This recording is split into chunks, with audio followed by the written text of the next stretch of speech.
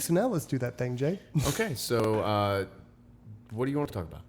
Okay, do you want me to tell my story first? I've got like I have an article. Sure, go for it. Okay, so this is what happened to me in high school. This was, I want to say it's my senior year. No, it must be my junior year because it actually all came down in the summer. So I had deconverted by my junior year. And I went to an all-boys Catholic high school. Continued to do that even after I had read the Bible and decided I was no longer a Christian. And, or not no longer a Christian, but no longer a Catholic. I was still bouncing around trying to figure out what was the truth. And I was hanging out with a guy from another private school. I went to SLU. He went to Chaminade. Okay. And I figured you might know those things. And we were hanging out with the same girls, and I was not around one time, and he thought he was going to impress them because I was this long-haired hippie freak. Sometimes wore black fingernail polish. And so he told them that on June the 6th, which would be like 6/6, whatever, that I was going to sacrifice a baby. I can see you doing that. Yeah, okay. So he told them that like around Christmas, and they like freaked out, like really freaked out. And they went to a girls' school in St. Louis, and they told the administration there, and the administration there called the principal of my school. The principal of my school, rather than calling me in to ask me about this, just talked to my teachers and said, hey, keep an eye on this Christian guy, because we think he might be sacrificing a kid later on in the year. And so this caused me great problems. I had the worst time in this semester because my teachers were total assholes the entire time. I had no idea what was going on. It was pissing me off. My biology teacher especially, you motherfucker, I hate you, made my life a living hell. I could not figure it out. Got all the way through the semester, all the way until about the end of May, beginning of June, when I'm sleeping, because that's what you do when you're like a 17, 16-year-old kid. And my mom wakes me up, and she's shaking me like violently. And I'm like, what is this? And she throws me up against the wall, and she says, show me your arms, because he also told them that I was cutting myself and drinking blood and all this stuff. Ah, nice. Wow. Show me your arms. I'm like, oh, fuck, is this what this is about? I'm not doing drugs. Heroin? There's no needle marks. I don't even drink. You know, it's like, I don't even drink when I go to parties. And this is what you're doing. And she's like, no, I want to see your arms. So I should, here. And whatever. So then she disappears, and then she puts me in the car, and we drive. And like, I lived like 30 miles away from my high school. And we drive all the way downtown, and I get put up against the wall by the principal. And he's like, where's the baby? Like, I have no idea what you're talking about. So, long story short, the second I figured it out, because then they started telling me, well, these girls are saying that, and I was like, oh, I know what this is, because I don't talk to this douchebag anymore, and this is what he did. And so I rolled over on him so quick. Oh, fuck yeah! So that guy spent the entire summer with Jesuit priests doing Bible study and why the occult is nothing to joke about. Oh, God, that's awesome. Yeah. So that was what my brother was trying to tell us before the show. That's a good story. Are we going to continue anecdote time, or do we want to If you want something to. else? You know, I had a funny thing happen this weekend. I was going down on a friend of mine. Oh, that is actually That is what he meant. Was that a miss? I might have been a little drunk. Maybe a little bit. And, sometimes there's hip bucking going on, and just so happened to catch... Bucking? You're going down on somebody, and, the hips rock. Okay, I get it. Okay. And I get caught in the nose. So much so that I'm fucking bleeding. So I'm drunk. But you keep going. I'm drunk. It's like 3 o'clock in the fucking morning. And here I am. I'm like, oh my God, it hurts bad. So I'm like, this is Did you get bullshit. the stars? I was drunk. You're drunk. Okay. You already had them. Yeah. So I get up. I'm like, okay, so I got to go take care of this because I'm bleeding into my fucking hands. So I go into the bathroom, and I'm fucking pissed. And I go in there You're and pissed? I'm Well, 'cause pissed. you're drunk. I'm pissed. I'm not happy. Yeah, I was drunk. Otherwise, I probably wouldn't have been pissed. It would have been like, oh, this is funny. Hold on. Okay. So I go to grab the toilet paper to like stop the bleeding. Well, but is this like private sexy time, or was this like in the middle of the living room and everyone's watching sexy time? This is private Private sexy sexy time. time. Okay, all right. I like how you have to make the distinction. The- of the- Jay. yeah. So, never know. I go to grab the toilet paper, and the fucking toilet paper holder falls off the wall. And now I'm even more fucking pissed. So you're bleeding, Right. you're in pain. So I'm shit's not on the sure. floor. I'm not sure how one led to the other, but next thing I know, a picture is falling off the wall in the bathroom, and there's glass on the floor. So now I'm bleeding. Okay, the toilet paper thing's pissed me off. I stuff toilet paper in my nose, and I go to get a broom. And I again was drunk. I don't exactly know what threw me over the edge, but oh no, I cut myself picking up the glass. That's what threw me over the edge. And I proceeded to viciously destroy said broom. Oh no. Yeah. You went all rock star on it. Yeah, dude, I was pissed. I was mad, and I Well, went to sleep. Where is sexy time friend during all this? She was on the bed trying not to draw any attention to herself because I was drunk and slamming things around and cutting myself and bleeding all over the fucking That's what place. I'm asking, Petey. That's what I was saying. What was she saying? There's like, pissed. Why would you be pissed? I mean, it's like, it's full contact sex. Come on. Yeah, sports injuries. Yeah. it's Which are, you know what? If I was That's what sober, you meant now. sports ball. if I was sober, it probably would have been a totally different story. Fair enough. That's the anecdote I had to tell. All right. So I have an article from Beliefnet.com. You guys should have just gotten Belief.net. Maybe it's taken. I don't know. And this is 3 things that are blocking atheists from the truth with a capital T. So I thought maybe we could talk through some of these. The first one, which I can kind of go for, is that God is not a religion. So they say some, not all atheists believe that you cannot separate God and religion. I think you can. Anyone argue with that? All right, so say it again. Some, not all atheists believe that you cannot separate God and religion. You cannot separate. I mean, God and- Steve just proved that here. He's Yeah. not a religious person. He's a God person. Yeah. Right. He believes in God. He's not so much with the organized Okay. religion. Yeah, I see what you're saying. Yeah, you can. So basically they're saying that atheists are mad because religion does so much harm, and they don't understand that you can have God without religion. Okay, I see what you're saying. Oh, and had that harm not existed, you'd still be a God person, not a religious person. Right. Or you'd still believe in a metaphysical being. Right. So you can be a God person without going in for all the pedophilia and whatever. Specifically, they say homophobia, racism, bigotry, sexism. These were all man-made beliefs and ideologies systematically formed as religion. Religion is bound by time, culture, history, and constructs. God is limitless. So basically saying that,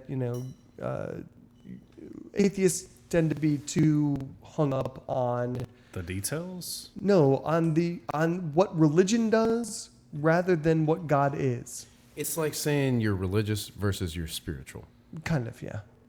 So they're saying, like if you're really pissed off because priests molest children, you shouldn't be, because that has to do with the priests and not with God. You shouldn't be pissed at God. You should not believe in God. You should be pissed at the religion. Right.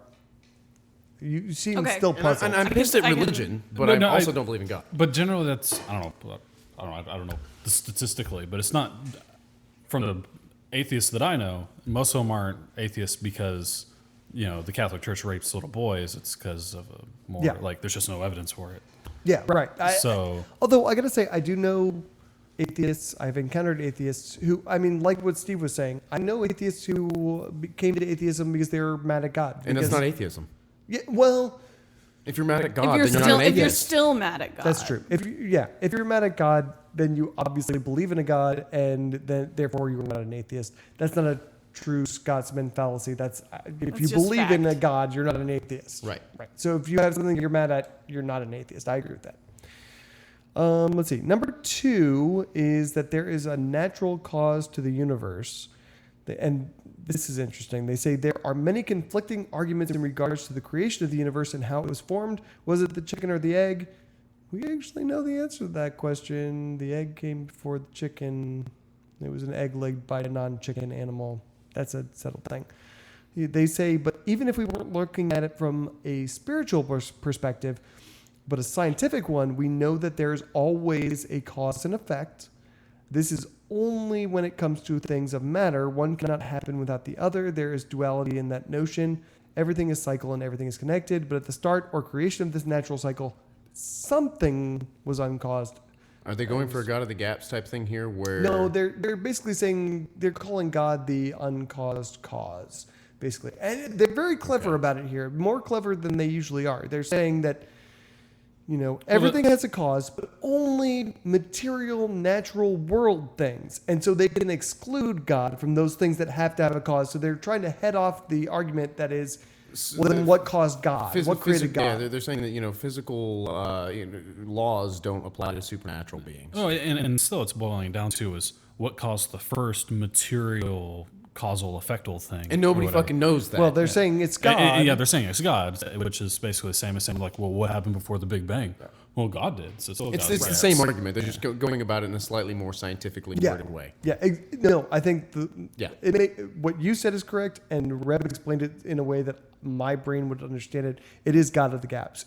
We don't understand what happened before the Big Bang, so we don't know yet. So we're just going to say it was God. Right. That's what I thought it was going after. Yeah. Yeah, and that's exactly what they're saying.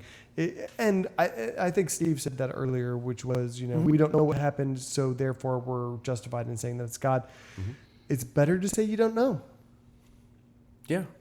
I mean, if you're questioned by the police and, somebody was murdered, if you don't know, you don't guess who did it.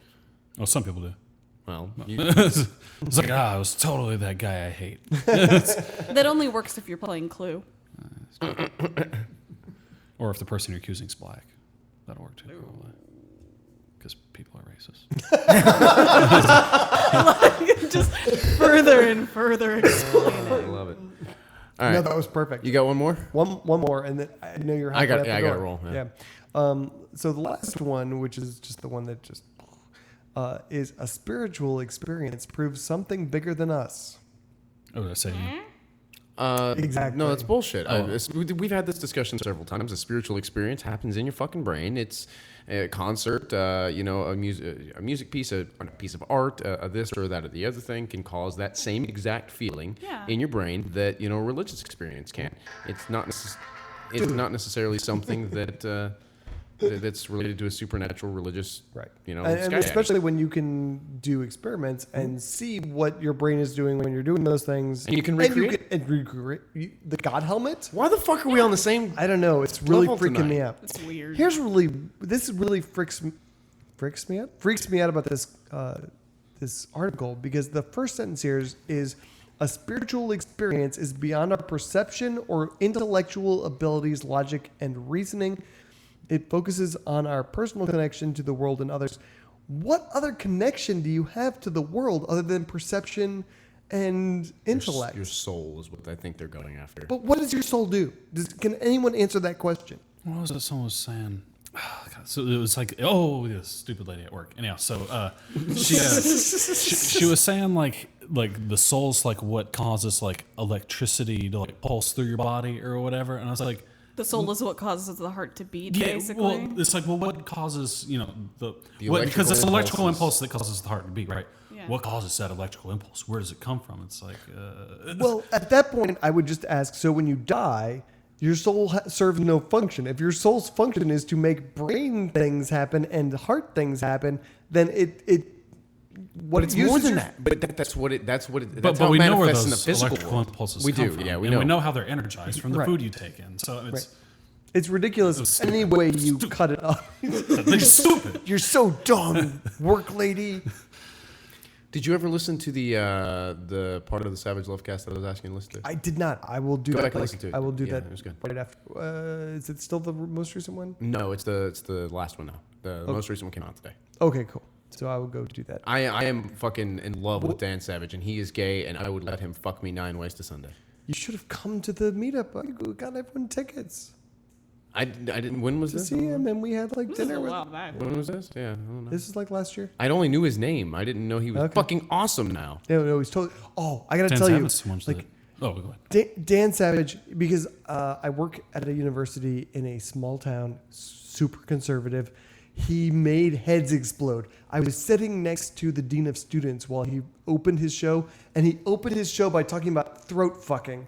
And like administration heads were just like, I love it. I love it it. was amazing. I wish I could do it again. That's awesome. Do you listen to his podcast? No. Add it to your lineup, dude. It's fucking brilliant. Is it really? It's hysterical and it's poignant and it's the dude's awesome. I learned the terminology of shaky H from him.